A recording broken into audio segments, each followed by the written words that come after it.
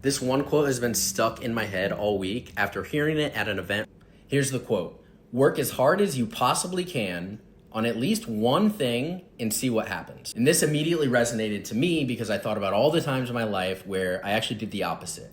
I only went half in, and I would later come to regret it, wondering what would have happened had I gone all in. For example, I wrote in my newsletter about high school football being one of these times, like just sort of coasting, half committing, never putting in the time or effort to get better.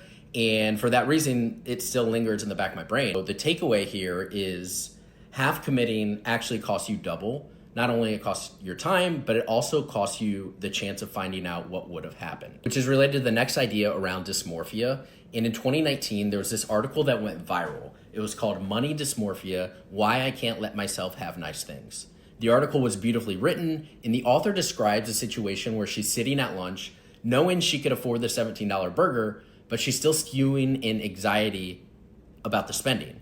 And so if you think about it, objectively she has plenty, but subjectively she felt broke, which is kind of weird, right? So there's this mismatch between reality and our perception of reality, and that is what I would argue is the real trap. And when you think about it, we actually all have many versions of this dysmorphia.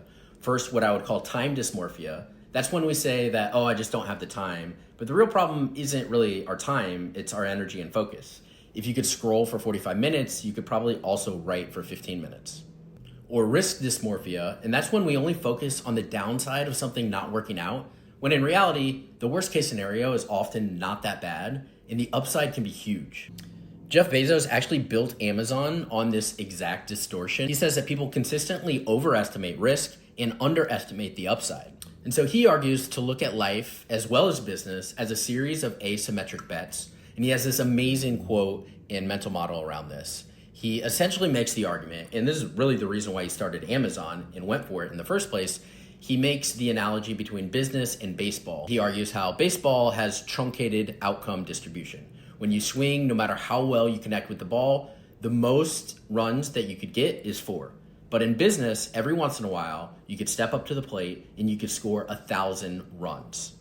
So really, most risks actually aren't that risky, and the upside can be way bigger than our brains can perceive.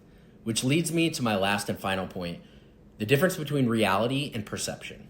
In the words of Henry David Thoreau, he says, "It's not what you look at that matters, it's what you see." And so what this means is our brains are master manipulators. They often can trick us into overestimating these tiny risks and underestimating these huge opportunities that maybe look invisible. So the work isn't really just to find more time or eliminate fear. Instead, it's to trust the inner pole and to figure it out for ourselves.